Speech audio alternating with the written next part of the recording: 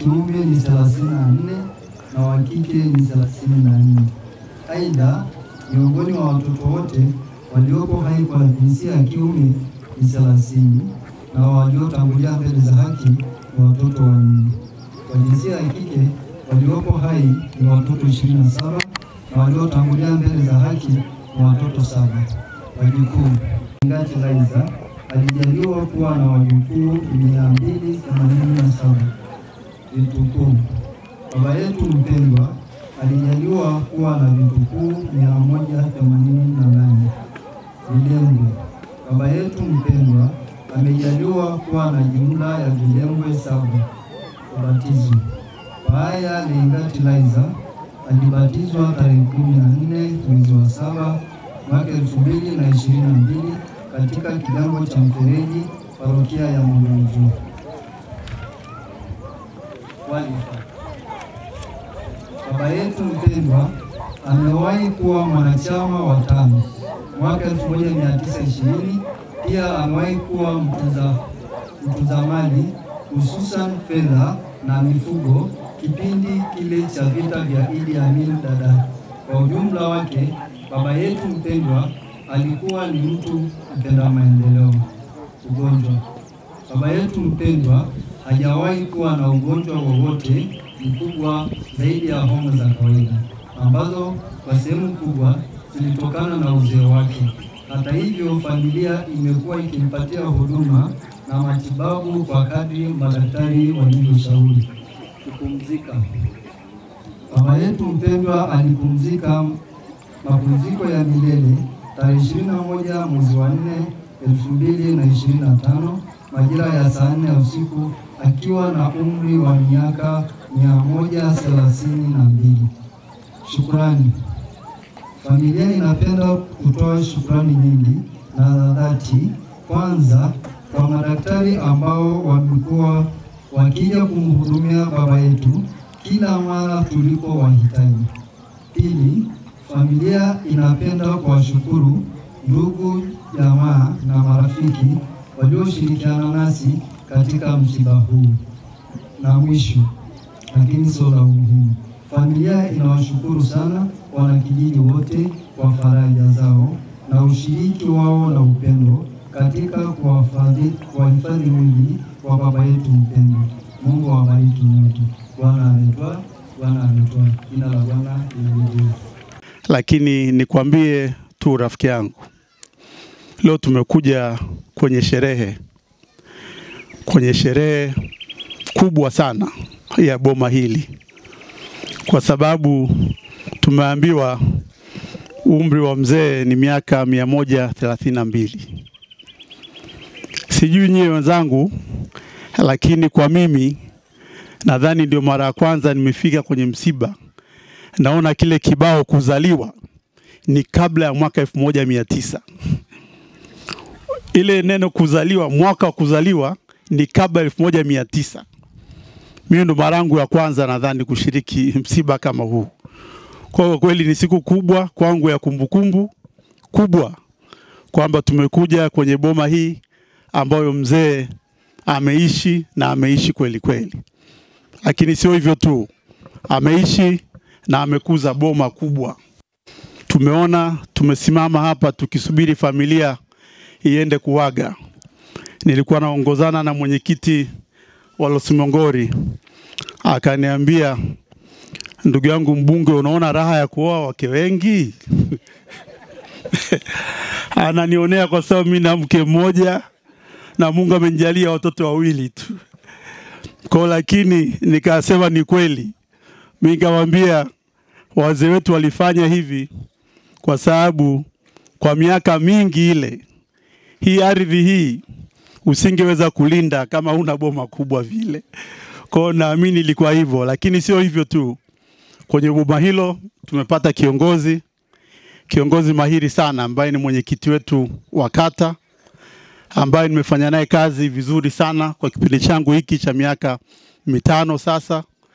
Walinipokea yeye na mheshimiwa diwani tangu naanza harakati hizi kwenye kampeni, na wakati wananipokea kata Mfereji, ni kweli ni kata ambazo kweli zilikuwa nyuma sana kimaendeleo, lakini namshukuru Mungu kutokana na uongozi imara wa mwenyekiti wa kata akishirikiana na viongozi wenzake, mheshimiwa diwani na wengine wote, tumejitahidi sana. Tumezindua ofisi ya mtendaji wa kata, lakini kule kijiji cha Donyo na Do ambako ndiko mapenzi yangu na moyo wangu upo, tumeanza na shule ambako sikutegemea, lakini maji yanakwenda. Lakini mara ya mwisho kwenye ziara nimewaahidi watu wa Komesha, waliniwekea bango kubwa, kwa hiyo nikawaahidi Mungu akiniongoza basi sasa kwa kata ya Mfereji sehemu inayofuata ni Komesha. Kwa hiyo ndugu zangu mjue kwamba nakumbuka vizuri. Kwa ndugu yangu mwenyekiti, leo tumekuja kwenye sherehe. Kwa hiyo nitakachokosa leo sherehe hii ni kwamba nitakosa kufaidi ile mbuzi ambao siku zote umekuwa ukiniletea Ngarash. Mwenyekiti ni rafiki yangu. Kila nikiwa na wageni kijijini, hata kama watu hawajajiandaa ni saa 5 na wageni wanafika saa 7, mbuzi atafuatwa hapa, atapatikana na tutashiriki vizuri. Kwa ndugu yangu nikupongeze, nikupe pole sana. Nimalizie, Baba Padri, nimesikiza neno lako na likanipa tafakuri. Na tafakuri ambayo mimi sina maoni nayo makubwa, lakini imeongelea kuhusu hatujui siku wala saa, na wakisema tukeshe na kutuhakikishe taa zetu zina mafuta kila saa. Niwaase wana Monduli, wanaombolezaji wote, kila mtu tuondoke na neno hilo, tutafakari maisha yetu yote kwa neno hilo dogo ambalo tumelipata kwa boma hii ya leo. Baada ya kusema hayo, jamani, niwashukuruni tena wote na pongezi wote kwa kushiriki msiba huu mzito, viongozi wote kwa umoja huu mzuri sana mnaoonyesha wilaya ya Monduli. Na kweli viongozi niwapongeze kwa sababu jana tukiwa Longido, Mheshimiwa Naibu Waziri Mkuu alisifia umoja wa viongozi wa wilaya ya Monduli na wilaya ya Longido. Kwa hiyo tuna taswira nzuri kwenye jamii, tuendelee kuilinda kama hivyo. Lakini tuendelee na sisi kama wana Monduli, tuendelee kuheshimisha ardhi hii ya Monduli yenye baraka kubwa na tele sana. Kwa majina naitwa Loriku Marunda kutoka kijiji cha Komesha. Pia mimi ni kiongozi wa kimila. Kwa msiba huu tupo hapa kwa ajili ya kumsindikiza babu yetu, maana tunaweza kusema ni babu. Maana tumesoea tukisema kaka ama rafiki ama kaka yetu, leo tunasema ni babu. Leo babu yetu hapa tuko tayari kumsindikiza, kumlasa kwenye nyumba yake wa milele. Na tunawasa wa familia yako kwa hapa pongezi kwa jinsi alivyomlea babu vizuri.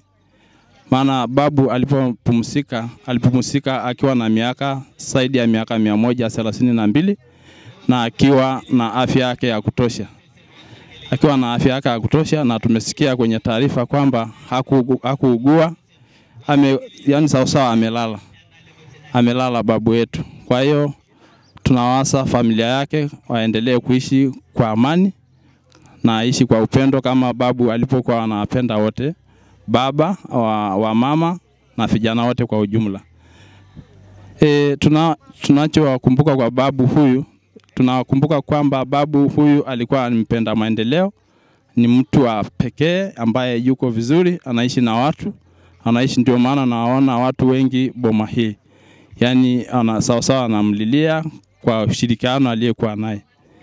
Alikuwa anajitegemea kwa jinsi alipokuwa anapenda mifugo, anapenda watu, amechimba maji yake binafsi kwa ajili ya watu wanaoishi jirani na anawapatia bila kulipia.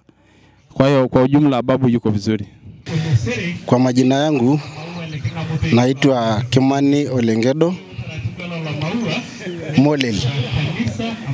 Mimi namfahamu baba yetu, ni rafiki ya familia yetu. Maana baba yangu alikuwa ni rafiki yake, alimuoa dada yangu. Na alikuwa wanaelewana sana, wanapendana sana na baba yetu. kipindi ya wakati baba yetu alikuwa hai, maana alikuwa ametangulia mbele ya haki siku nyingi badala yake. Lakini yeye babu yetu leo tu ambaye tunamsika, ambaye ni babu yetu Paya, ingati ni shemeji ya baba yangu, na pia mimi ni babu yangu sawa, na mimi ni mjukuu wake. Kwa hiyo namuelewa. Kwa hivyo ni mtu anayependa watu, ni rafiki ya kila mtu na anajali maisha ya kila mtu, na namfahamu ni rafiki ya mifugo, amefuga sana. Ndio maana leo ana miaka mingi na ana familia wengi, sana, ambaye mpaka sasa hivi na wao wanaelewana sana, na wao wameiga tabia ya baba yao. Pia wao pia ni wafukaji wakubwa sana. Kwa hiyo ndio namfahamu hivyo.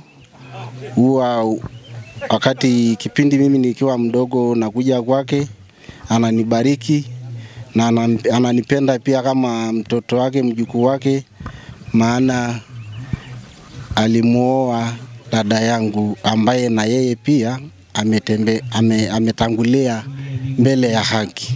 Labda kwa ufupi, ndio unajifunza nini juu ya maisha ya babu yetu aliyotangulia mbele ya haki? Amefanya mengi, umesikia amechimba kisima cha maji cha kwake, amefuga vizuri, amekuwa mdau wa maendeleo ya kijamii, ya kiuchumi katika kijiji hiki. Je, wewe kama kijana unajifunza nini kupitia maisha ya mzee wetu aliyetangulia mbele ya haki?